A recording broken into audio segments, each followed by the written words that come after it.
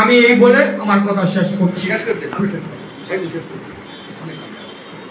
শ্রী শ্রী শ্রী শ্রী লোকনাথ ব্রহ্মচারী বাবার আশ্রম কমিটির আয়োজনে আজকের এই সাংবাদিক সম্মেলন, এখানে উপস্থিত আছে শ্রী শ্রী লোকনাথ ব্রহ্মচারী বাবার আশ্রম কমিটির নেতৃবৃন্দ, সদস্যবৃন্দ, সবাইকে জানাই আমার আন্তরিক অভিনন্দন ও শুভেচ্ছা।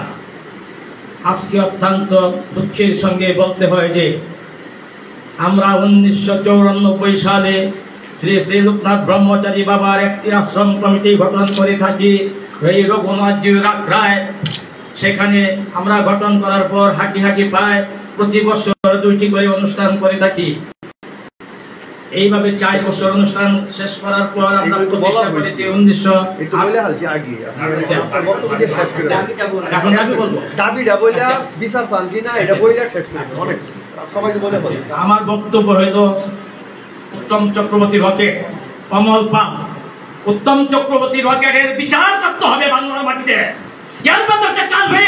বাংলাদেশে নাই একটা বদমাইশ উত্তম চক্রবর্তী রকেট আর বাজারের মাতৃ অয়েল মিলের মালিক কমল পাল, সে বেজাল টাকা বেজাল তেল বানিয়ে বানিয়ে সে বেজাল টাকা কামিয়ে কোটি কোটি টাকা কামিয়ে সে ভারতের পশ্চিমবঙ্গে এই নেতাজি সুভাষ বসু এই এয়ারপোর্টের সাথে সে একটা বহুতলা বিশিষ্ট বিল্ডিং করেছে।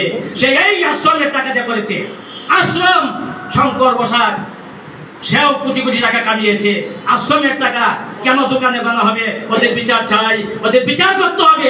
আমি সাংবাদিক সম্মেলন করার উদ্দেশ্যই এই অমল পাল, উত্তম চক্রবর্তী রকেট এবং শঙ্কর বসাকের বিচার চাই। শুধু তারা 3 জনই না, তাদের 3 জনের সাথে আরো অনেক দূষর সহচর আছে, ওরাও পালিয়ে আছে, ওরা শুধু নিরাপত্তে থাকে, নিরাপত্তে থাকে, তারা ওদের ইন্ধন দিচ্ছে।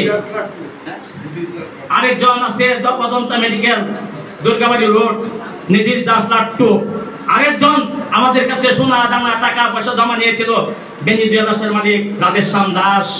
ওদের বিচার করতে হবে, ওদের বিচার চাই। আর আমার কিছু বক্তব্য নেই। আমরা এত কষ্ট করেছি আশ্রম করার জন্য, এত কষ্ট করেছি, কোনো হিসাব নেই।